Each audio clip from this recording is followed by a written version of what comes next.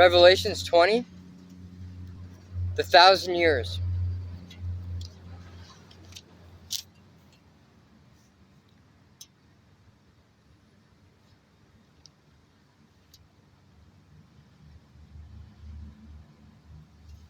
Then I saw an angel coming down from heaven with the key to the bottomless pit, and a heavy chain in his hand. He seized the dragon, that old serpent, who is the devil Satan, and bound him in chains for 1,000 years. The angel threw him into the bottomless pit, with which he then shut and locked, so Satan could not deceive the nations any more until the 1,000 years were finished. Afterward he must be released for a little while. Then I saw thrones, and the people sitting on them had been given the authority to judge. And I saw the souls of those who had been beheaded for their testimony about Jesus and for proclaiming the word of God. They had not worshipped the beast for his statue, nor accepted his mark on their foreheads or their hands. They all came to life again, and they reigned with Christ for 1,000 years. This is the first resurrection. The rest of the dead did not come back to life until the 1,000 years had ended.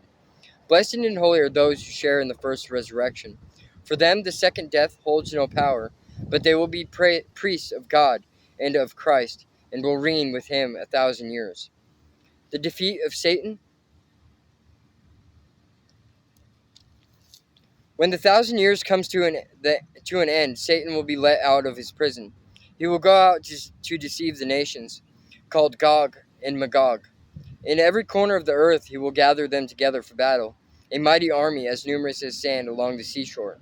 And I saw them as they went up on the broad plain of the earth and surrounded God's people and the beloved city. But fire from heaven came down on the attacking armies and consumed them. Then the devil who had deceived them was thrown into the fiery lake of burning sulfur, joining the beast and the false prophet. There they will be tormented day and night forever and ever. The final judgment. And I saw a great white throne and the one sitting on it. The earth and sky fled from his presence, but they found no place to hide. I saw the dead, both great and small, standing before God's throne, and the books were opened, including the book of life. And the dead were judged according to what they had done, as recorded in the books. The sea gave up its dead, and the death and the grave gave up their dead, and all were judged according to their deeds. Then death and the graves were thrown into the lake of fire. This lake of fire is the second death, and anyone whose name was not found recorded in the book of life was thrown into the lake of fire.